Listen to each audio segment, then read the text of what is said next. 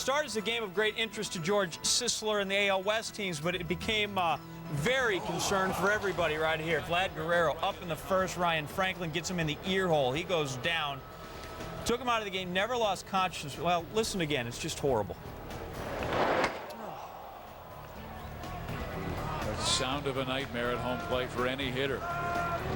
But the louder the crack, at least it means it hit his helmet and not any flesh, not any bone. So that's a good thing.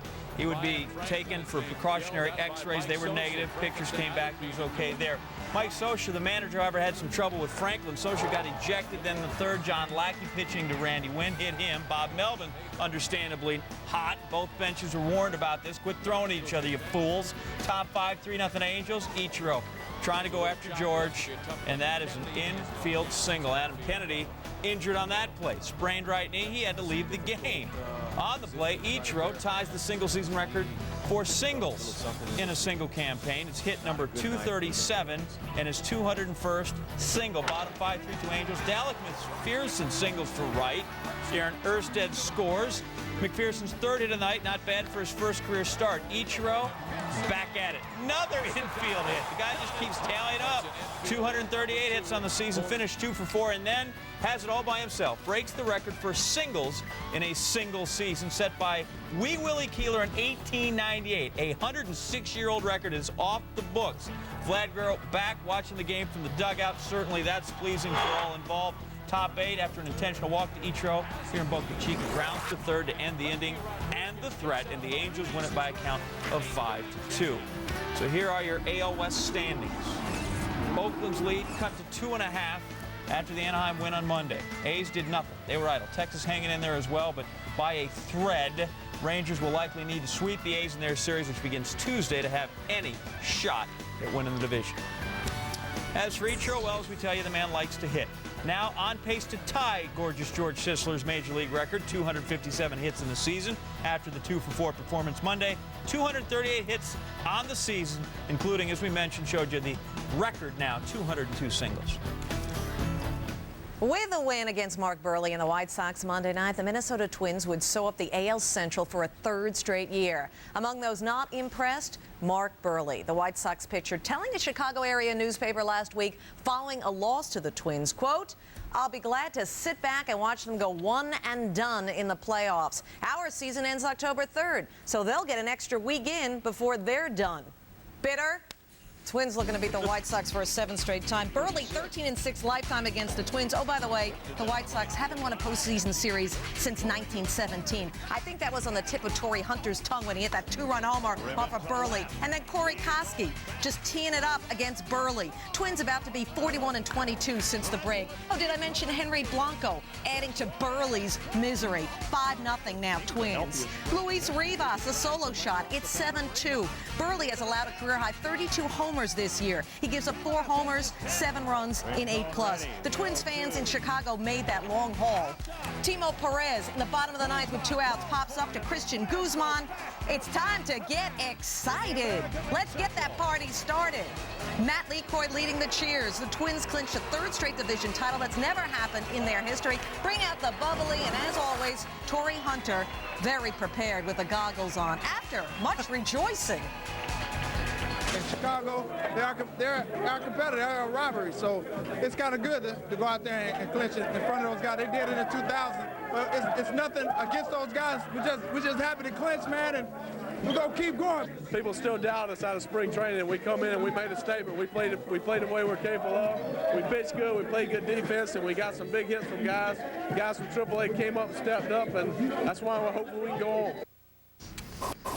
Amazing, considering the Twins were a very likely candidate to be contracted when the owners voted to extinguish 2 teams after the 2001 season. That didn't happen, and all the Twins have done since is win 3 straight division titles while posting the 4th best record in the AL since 2002.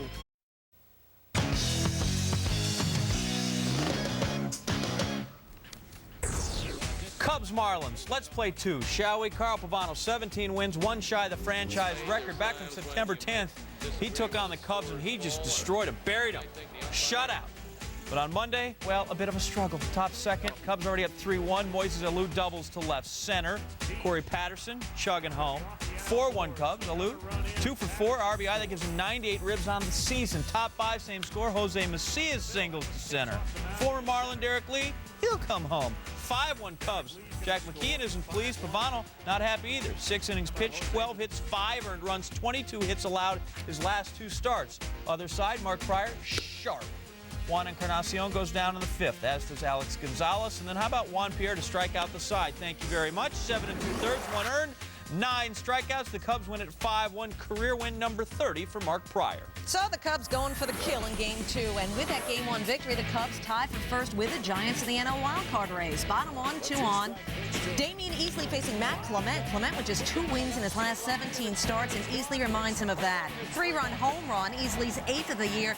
Marlins up 3-0 to support surprise starter David Weathers, making his first start in 6 years. I'm so excited. Very Miguel surprising. Cabrera on the ground. Luis Castillo would score. It's 4-1 Florida. That's right. As they were playing their 3rd doubleheader in 11 days, they were exhausted. Armando Benitez on relief. 5-2 game. Todd Walker, it's deep. Juan Encarnacion robs them of a home run. Said Walker, I hate to say you'd rather strike out, but that was disappointing. The Marlins win was not disappointing, but they remain 4.5 back of the Giants for the wild card. And you know what? The 4 teams ahead of the Marlins, they don't even get to play them the rest of the year, so that's not good. With a Cubs split, they stay a half game, that being the Cubs, behind the idle Giants for the wild card. The Giants with a 1-game edge over the Astros. The Astros and Giants begin a huge 3-game set in San Francisco Tuesday. As for the Padres and the Marlins, good effort. The NL Central champion Cardinals visiting Milwaukee. Chad Muller in defensive replacement in the 7th inning. Top 8, Ray Lankford's on pinch running. Luis Vizcaino gets a little loose with the truth. Next pitch, another wild pitch. The thing, Muller's heavily padded. And 2 pitches later, with Lankford now over on 3rd. 1-inning situation. And off the catcher's mitt it goes. We are tied. Wow. What a nightmare. All inspired, no doubt, by Bob Uecker calling the game. Top 9 still tied at 4. Danny Kolb facing Albert Pujols. Wild pitch might have helped there. Tony Womack's going to score. The Cards win at 7-4. They're 47 games over 500. Now they're even 5-5 against the Crew. Royals and D-Rays. Trust me, this is worth watching. Royals up 5-3. D-Rays. Danny Baez facing David DeJesus. DeJesus is going to like this. It's going to drop in for a double. Cole Crawford fielding it. DeJesus keeps running. As a matter of fact, he comes all the way around and scores. What happened here? Take another look. Crawford fields the ball off the wall, and his throw actually... you can't make this stuff up. It goes sideways about 90 feet. DeJesus recognizes it and comes around to score. It's ruled a double and a 2-base error by Crawford in the Royals' 6-3 victory. 24th pitcher used by the Jays this year. The lefty getting Hideki Matsui, and then A-Rod, not even a chance. Chacin, 7 innings, 3 hits allowed, 3 runs scored, 2 earned runs. Bottom 8, it's 6-1 Jays, bags full, nobody out for Derek Jeter. Why are we building this up? He's facing Miguel Batista, and Jeter has not hit a grand slam in 128 at-bats. And Jeter makes the crowd really excited. Over 10,000 at Yankee Stadium for this game for the makeup game. I know. So much for that. 6-3 Jays, bags full again for Jeter. 2 outs in the 9th. No grand slam in 129 at-bats. I heard a drum roll. I really did. On the ground. Hey, he's not perfect. You call him dreamy, but he's not perfect. Russ Adams, good throw. Jays win. But I have a question for you, John. As you watch Russ Adams do the Jeter imitation, would the Red Sox take advantage of the Yankee loss? Well, I believe I have that answer right here in my hot little hand, huh? Boston, Baltimore. Red Sox looking more like a wild card type, though, after that weekend in New York. And they've had some trouble with Baltimore. 4-7 against the Orioles this season. They're 9-7 against the Yanks, 4-7 against the Orioles. The Birds treating them sort of like, well, like a freshly washed car hood. We move on. Top 4, the bases are chucked. Orioles up 1-0. B.J. Surhoff. He is no Derek Jeter because he has a grand slam. His 6th career slam, 6th home run of the year. So very happy coincidence. Baltimore leads at 5-0. Bottom 4, David Ortiz, little Sox pride, gets him from 5-zip to 5-2, his 39th of the year. Top 5. Runners on 2nd and 3rd. That means first base is open. So when Tim Wakefield gives ball 4 to Rafael Palmeiro, he should go down to first. Now the bases are loaded. Melvin Mora loses track. He thought he could just jog home. Well, guess what? Now you're in a rundown. Sox, of course, they work on this like every team in spring training, but spring was a long time ago, and Bill Miller's throw a little low.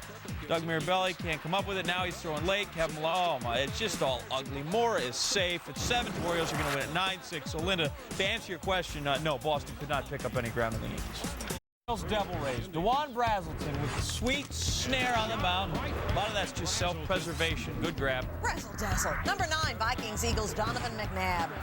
To T.O., his new best friend. 6 TD passes in 2 games for McNabb. You know, it took him till week 11 to get 6 a year ago.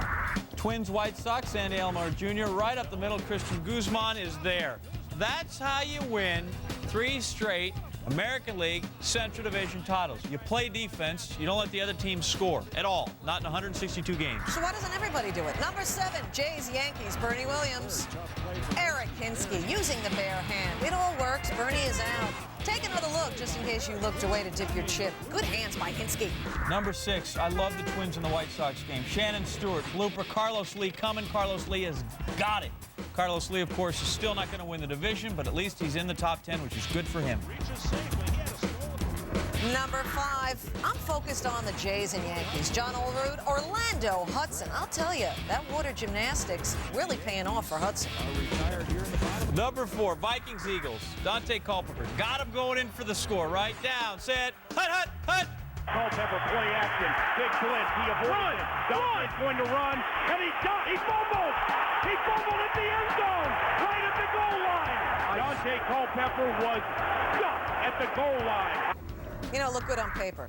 To the other kind of football, Liverpool, Manchester United. That's using your head. Mikhail Silvestri. 2 goals for Silvestri in the 2-1 victory over Liverpool. The Beatles will be very sad about that. Number 2, Cubs Marlins. Todd Walker facing Armando Benitez in the 9th. High fly ball hit to right field pretty deep. Encarnacion back at the track, at the wall, leaps up. Did he catch it? Yes, he did. He takes a 2-run homer away from Walker. Number 1, Vikes Eagles. Is there any doubt? With the Eagles up 4, they needed a big play, and number 5 does just that. Just like that. 20-yard scamper for the score. McNabb can celebrate any way his little heart delights. Eagles win.